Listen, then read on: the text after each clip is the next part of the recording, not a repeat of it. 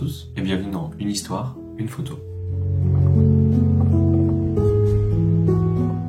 De quoi s'agit-il? C'est plutôt simple. Dans une courte vidéo, je vais vous raconter une histoire, une anecdote, une pensée, un rêve autour d'une des photographies que j'ai réalisées. Les histoires peuvent être totalement vraies comme totalement fausses et l'image peut être de n'importe quel thème, émotion, époque, de jour, de nuit, peu importe. Voilà tout.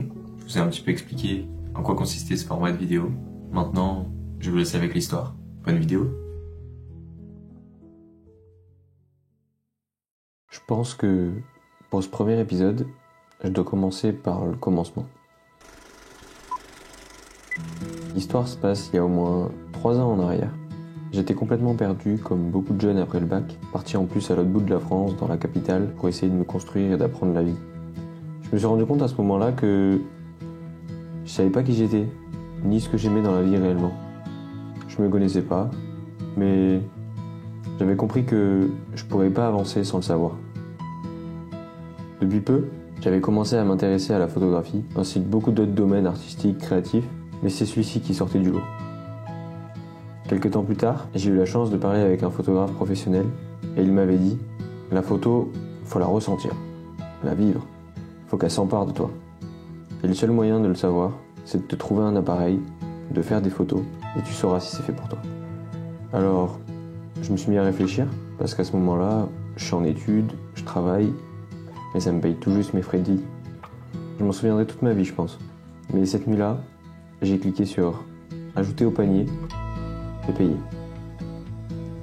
C'est peut-être rien pour vous, mais pour moi, c'est à ce moment que ma vie elle a pris un sens. Mais ça, je ne le savais pas encore.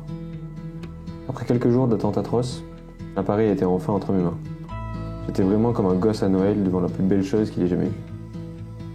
Je n'ai pas pu m'en empêcher, je suis sorti. J'ai pris le train, le métro, j'ai marché. Pendant le trajet, j'ai essayé tous les boutons, toutes les fonctions pour apprendre à utiliser l'appareil. Je me suis rendu dans un endroit que j'aimais beaucoup pour me balader, réfléchir et m'enfermer dans ma bulle avec ma musique. Cet endroit, c'est Montmartre, un des lieux de Paris que je trouve le plus magique. J'ai marché dans ces petites rues avec leurs pavés, ces grandes montées remplies de gens, de cultures, de couleurs, de scènes de vie.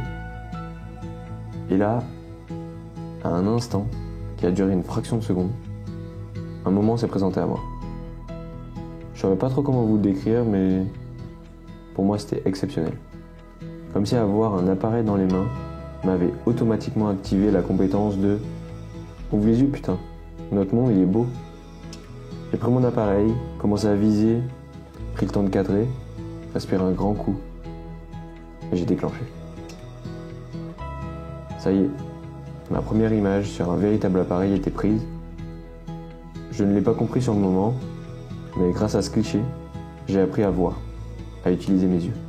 Et ça m'a pris 19 ans. C'était le début de la photographie dans ma vie.